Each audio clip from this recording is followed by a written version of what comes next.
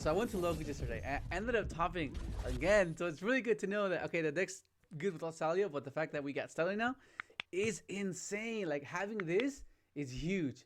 Like it seems like very subtle, but like what so many times I had Ash and Spinny, and I'm like, oh my, I could have gone into Gazelle basically, and it just makes Foxy and Spinny just that much better, right? Because Foxy will almost always guarantee a +1.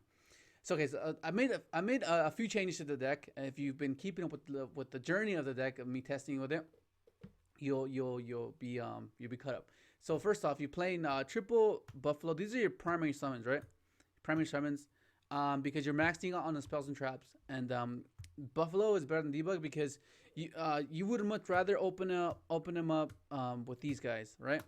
So let's say debug with any variation of this is a bit odd because you have to decide what you want to do. Unless you have silent mining, then it makes your decision a little bit better. But majority of the time, you would much rather want to have Buffalo with any of this because they belong in the grave anyways, and they have utility in the grave. And same thing with this one. Like if you open up this and any of this, it's fine because going second, it gives you another body, assuming you don't use the excavator effect, which comes up a lot. It makes your opponent kind of think of what your potential play might be, and then sometimes they over anticipate, and then you just end up OTKing them. This is insane. And then same thing with Falco. Falco is just amazing. Gazelle needs no explanation. It's just Gazelle. Okay, so then this is the your main core, right? And the rest is just gonna be hand traps. So I was playing Nibiru. This is gonna change for sure because depending on how the meta is gonna be, right? That's how you switch out your hand traps. I say triple Nibiru, triple Ash, and triple Draw. Once again, Drytron's amazing. And one thing I changed, I ended up adding the triple Veiler. This was because at first I was initially playing this over Imperm, but then I was like, why did I end up cutting this again? And I noticed it in the previous weeks when I had Imperm and I didn't have this. And the reason why was because although it loses to triple tactics, it's a monster that's under 1,000. So that means you can normal summon this and make Almirage. And I was doing that so many times yesterday. I mean, one of the times I tried to do like a little niche play where I'd summon this and have my set roar, and then it was live because it was set from the previous turn, and then just extend from there. But it got striked. But the fact that that was an option just made it so much better. So that's why Veiler is good in that particular reason. Because like the longer you play the deck, you will realize that these guys are almost just as important as the actual salads because you can summon these and then have your traps be live much more often than if this was an imperm. Then you have your spells, right? You have the mandatory. You need to play it. Yeah, circle. Then you have your triple desires, right? And then of course you have your triple mining because mining is just a consistency card. It allows you to set up some little neat things, especially because you max out on the traps and spells. So that's really really good. And then of course you have your by now you guys already know this triple will, and then you have triple roar and triple rage, right? So this is basically Buffalo in spell form, right? You discard any of this to get your thing going. It just makes it to where you don't really need to have Gazelle to fulfill what you're trying to do, which is get to these guys, because that's Gazelle's main intention: get you to an interaction when you don't have, because like that's all you lose most of the time. If you open up a bunch of salads and you don't have any interaction, it's like nah. But like now that style is a thing, it just increases the chances of doing that because they're gonna how are they gonna respond? Are they gonna ask this? Are they gonna ask this? Are they gonna ask Spinny? Are they gonna ask this? Are they gonna ask Gazelle? So there's more things to just tempt your opponent to use any sort of interaction. And then of course you're playing triple turn tribute. It's just a mass removal. It's an equalizer. One card gets rid of multiple, and it allows you to save your rage and your roar because they'll be playing around these guys trying to force you, and you hit them with torrential. It's like, oh, okay, and then you still have these, and it just makes it like really hard to play through, like really hard. Okay, so that's the main deck, and then of course you have this is where it chased, because this kept coming up. It kept coming up way too often. So you play. I played double access code, okay, because Although it seems a bit excessive, the longer you play the deck, and if you play it as long as I have, you know that you get into these weirdo scenarios, man. There's some really weird grind games, and this, oh my god, this is amazing. I know it's a bit expensive because like it's like, dude, it's 100 plus bucks. It's insane, but it's well worth it, man. It just is so good.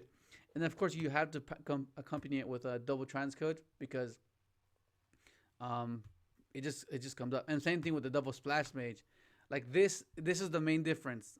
I cut the spider and I ended up putting this.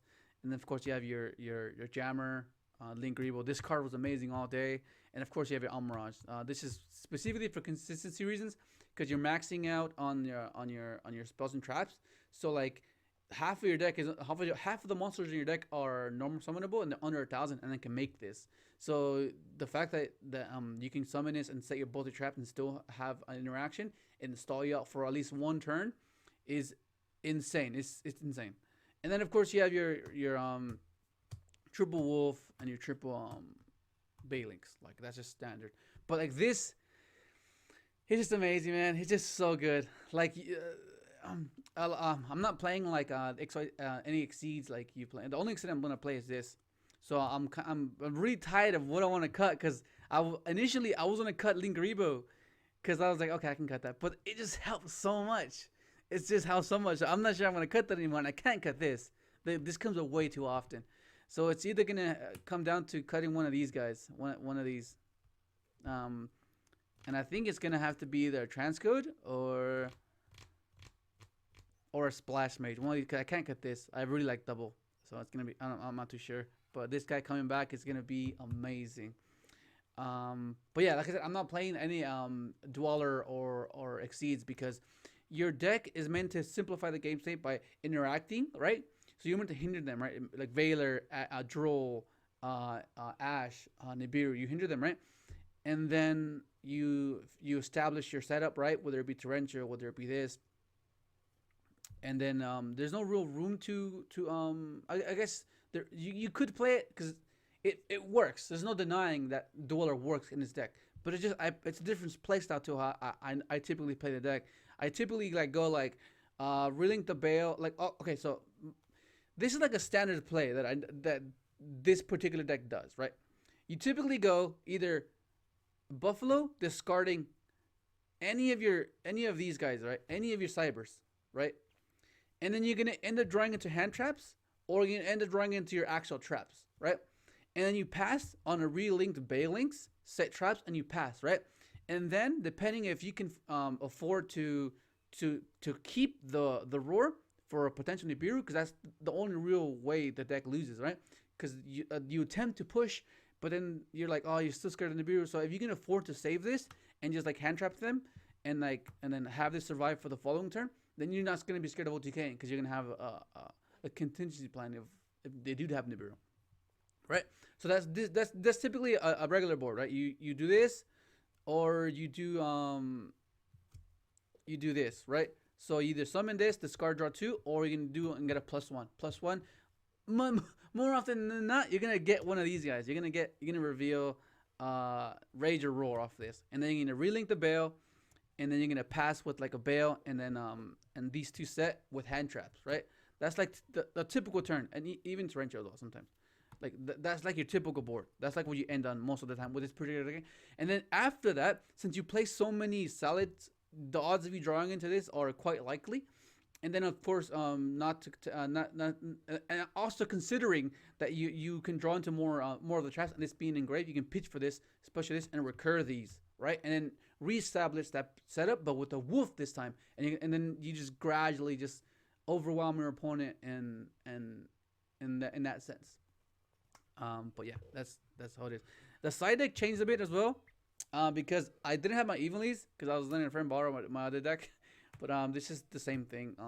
The artifact package, Dark Rulers, the Duster, right, and then the reboot, and then of course Master Restrict because of Drytron, and Prank Kids. There was a friend that was playing Prank Kids that day. I was like, maybe I'd be I'll be cheeky and just play that against him. Freaking Ben. And then you have the Triple Sanctum just to get to this. I got knocked out of top 8 versus was it Dinos? No, it wasn't Dinos. It was Invoked. I lost to Winda. I was like, oh my god, Winda, double Winda on me is like insult to injury. Dude, that was a good guy. I was so close, man. But now that style is back, it just makes it to where opening up this and spinny is just insane. Like you can go effects, add one of these potentially, right? And then make Stalio bring out Gazelle sends Jaguar, and it just even send the one you were missing. Like I don't know, it's gonna be really good. It's gonna be really good. But no, that's gonna be it. Yeah, I'm gonna keep playing it, and then because I really enjoyed the deck, the way it functions, the way it's built, the entire mechanic of it. It's just exciting to play. It rewards good game, optimal plays and anticipation, because that's what the deck is. Yeah, you have to learn to anticipate. Like, yeah, that's good. Hopefully enjoy the video. Subscribe if you haven't, and thanks for watching.